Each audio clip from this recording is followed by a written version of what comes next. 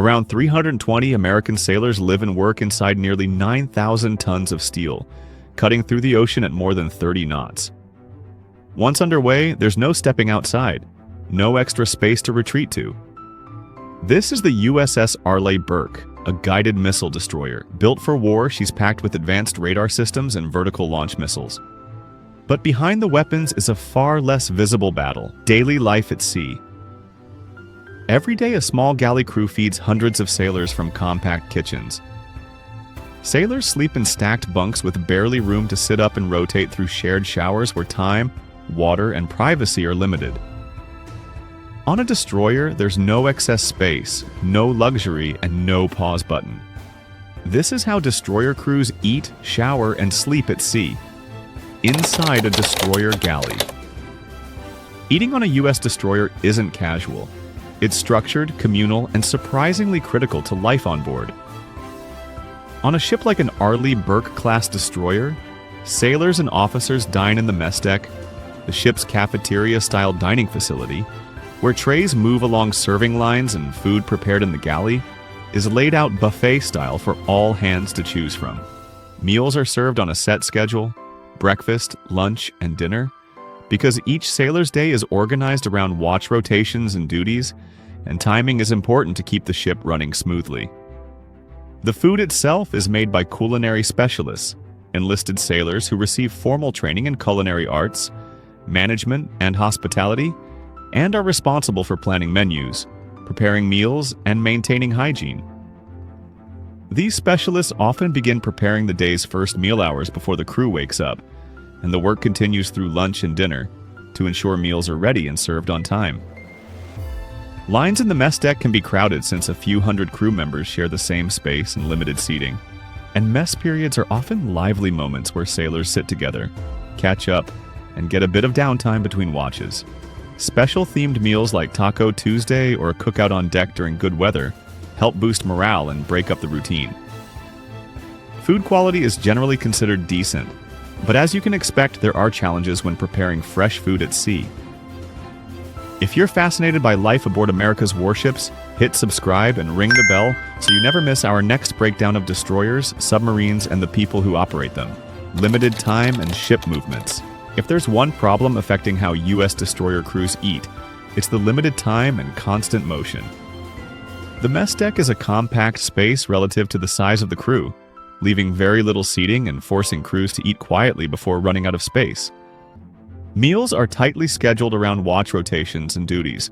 So many sailors find they have only 10 to 15 minutes to each before they must return to their stations or relieve the next watch. The physical motion of the ship adds another layer of challenge. Destroyers are built for speed and agility, but that means pitching and rolling in even moderate seas. Simple acts like carrying a tray, keeping a plate stable, and eating without food sliding off can become a struggle when the deck beneath your feet is shifting with the waves. In particularly rough conditions, even preparing hot meals can be unsafe. Stoves and cooking equipment may be difficult to use without risk of injury, so galley crews sometimes rely on cold food or simpler meals when the ship is pitching hard. But that's not all. Imagine spending over a month on a massive ship at sea. How much food can stay fresh over this time? Supplies and food quality. Aboard a U.S. destroyer, supplies and food quality are shaped by the hard limits of space, storage, and time at sea. Unlike on land, where fresh produce and dairy are brought in daily, a destroyer's refrigeration and storage areas are relatively small, so the amount of fresh food that can be carried is limited. After about a week at sea, most of the fresh produce and real milk have been used, and the ship's meals rely on frozen, canned, or dehydrated proteins, vegetables, and sides that can be safely stored for long periods without spoiling. Over the years, the overall quality of food on U.S. Navy ships, including destroyers, has improved considerably due to better training and the hiring of professional culinary specialists who plan menus, prepare meals, and manage inventory to maximize the use of limited ingredients. These trained cooks work within strict space constraints and strive to provide balanced nutrition and satisfying meals even when the fresh options are scarce. Despite these efforts, meal variety and freshness remain limited due to storage and supply constraints, especially during long deployments. Fresh fruits and vegetables become rare, and the crew usually depends on frozen or canned foods that don't match the freshness of land-based meals. Many sailors have revealed that sometimes there were issues with handling and preparation, and they sometimes ran low on food items. This led to poor food quality or food safety concerns. It becomes even worse during a deployment when supplies dwindle, and resupply is still days away. Interestingly, every member of a U.S. destroyer crew needs to follow a particular hierarchy when eating, because even if they're at sea, there are still rules and structures to keep in mind. Dining hierarchy. On a U.S. destroyer, who eats where reflects long-standing naval tradition and practical shipboard organization.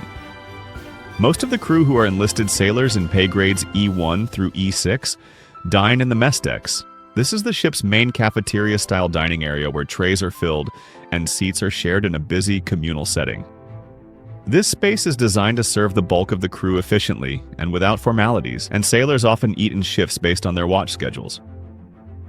As for the senior enlisted personnel, who are Chief Petty Officers E7 through E9, they have their own designated area known as the Chief's Mess. The food served is essentially the same as in the general mess decks, so this space is more exclusive and less crowded.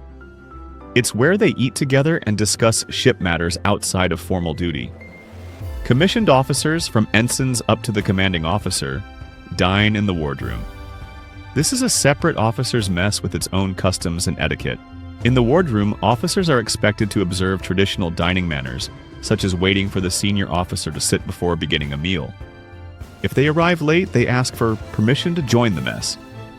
On smaller destroyers, the CO and executive officer typically eat in the wardroom with the rest of the officers rather than in a separate captain's mess, as is sometimes the case on larger ships. Although the dining hierarchy aboard a destroyer clearly separates where enlisted sailors, chiefs, and officers take their meals, the ship's constraints don't end at the mess deck. Space, time, and the ship's constant motion affect even the most basic personal needs.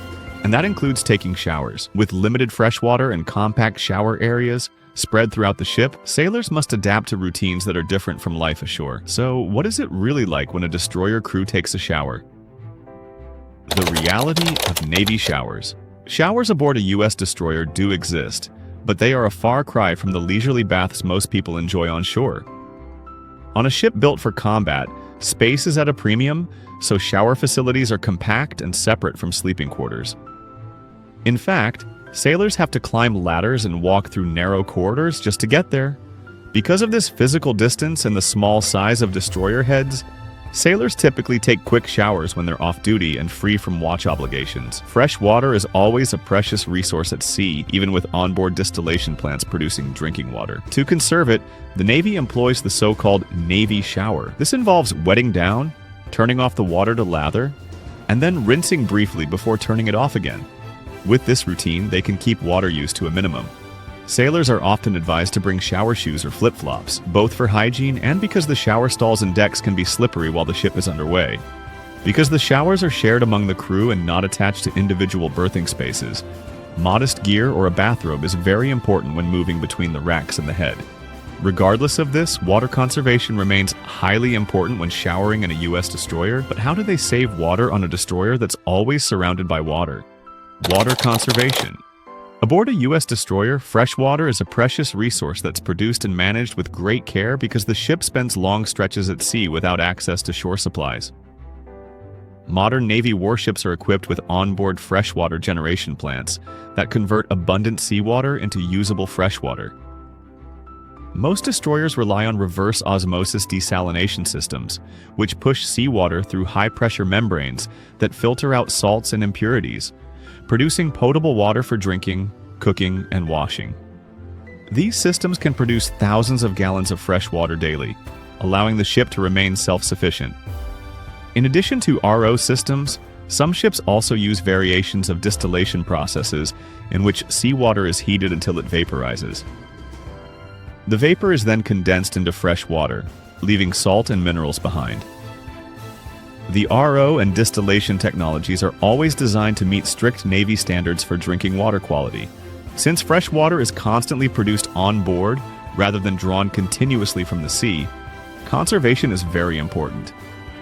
Sailors need to take very short showers to save water. It's an unwritten rule that everyone should conserve water so that all sailors have a chance to shower. So, what kind of bathroom and shower facilities are used in U.S. destroyers? Bathroom and shower facilities. Every U.S. destroyer has multiple heads, which is the Navy's term for bathrooms, but they are compact and shared among many sailors rather than private facilities for each person. On smaller warships, the number of toilets per person is limited, which means during high-demand times like shift changes or first thing in the morning, lines can form as sailors wait for their turn to use sinks, toilets, or mirrors. As for showers, they are communal and located adjacent to the heads, grouped in small clusters of individual stalls rather than large open rooms. These shower areas serve many sailors from nearby berthing compartments, so they are designed to be practical and efficient rather than roomy or luxurious. Because the ship constantly moves and space is tight, sailors may have to navigate ladders and narrow corridors to reach the heads and showers from their racks. Although eating, showering, and moving about the ship are challenging in their own ways, the real test of everyday life on a destroyer often comes when the lights go down and the crew tries to sleep. So, what are these cramped sleeping spaces really like? And how do sailors manage to get shut-eye amid the noise, ladders, and tight quarters aboard a destroyer? Shoulder-to-shoulder sleeping quarters on a destroyer. Sailors aboard a U.S. destroyer sleep in berthing compartments, which are pretty much compact dormitory-style rooms filled with stacked bunks called racks that line narrow aisles. These racks are arranged up to 4 high and are assigned to individual sailors, but there's pretty much no privacy and space is tight, with just enough room to lie down and stow a few personal items in a small locker underneath the lower bunks. Since the ships operate round the clock, watch rotations mean people are sleeping at all hours, so everyone has to be considerate. That means keeping quiet, avoiding slamming doors or dropping things, and using headphones. Also, lights are often kept in dim red mode overnight so as not to disturb resting crew members, and if someone needs to read or get ready without asking others, they use low personal light sources. Getting a full night's sleep can be tough when duties, drills, and watch changes cut into available rest time, especially during busy operations. Sailors have realized that they get fewer hours of sleep than they want, and since they sleep close to ship systems, machinery noise, and other crewmates, it might be hard to rest well. But whether it's to eat, sleep, or shower, everything is fitted into watch rotations, as life on a U.S. destroyer follows very strict schedules. Watch rotations. Life aboard a U.S. destroyer doesn't follow a typical 9-to-5 workday. Instead, the crew operates around the clock through a system of watch rotations that keep the ship running and ready at all hours. Every day is divided into a series of watches, usually 4-hour periods that cover navigation, engineering, combat systems, bridge duty, communications, and other essential roles to make sure the ship stays safe and mission-ready 24/7. These watches are scheduled so that one group of sailors is actively standing watch while others are eating, resting, or handling maintenance and daily work tasks. Traditionally, watch schedules include segments like the mid-watch, morning watch, and even shorter dog watches in the early evening that help ensure nobody is stuck with the same time every day. Watch rotations may vary from ship to ship and depend on how many qualified personnel are available, how the crew is divided, often into 2 or 3 sections, and the specific operational needs at the time. Some rotations aim for a 4-on, 8-off rhythm, meaning a sailor stands watch for 4 hours and then has 8 hours off to rest or perform other duties, though real-world schedules can be the more complex. But here's the twist. Even after eating together, showering in tight, shared spaces, sleeping in bunks, and rotating through endless watches, communal life doesn't stop on a U.S. destroyer. Adjusting to living among dozens of shipmates takes time and resilience. Now, imagine how this shared existence shapes everything, and what it really feels like adjusting to life aboard a destroyer.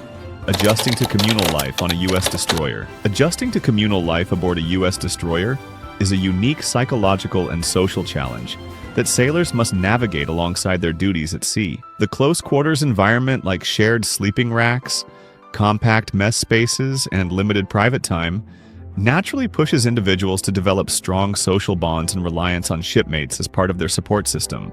Many crew members have started seeing the ship as family, as they form friendships and maintain connections to cope with the demands of deployment. Those who find it easier to build relationships often adapt more quickly and feel a greater sense of belonging, while those who struggle to integrate can feel isolated on board. The experience of being away from home and the reality that even while in port, some sailors may still live on the ship due to barracks shortages underscores how shipboard life blurs the line between personal and professional space, amplifying the importance of interpersonal support among the crew. From crowded mess decks and 5-minute Navy showers to stacked bunks and non-stop watch rotations, life aboard a U.S. destroyer shows how discipline, design, and teamwork keep more than 300 sailors functioning at sea for weeks at a time. Every routine, system, and shared space exists to keep the ship ready, night and day. Do you think you could handle eating, showering, and sleeping on a destroyer for a full month? Let us know in the comments. And if you want more real looks inside U.S. Navy ships and life at sea, make sure to like, subscribe, and turn on notifications. We'll see you in the next video.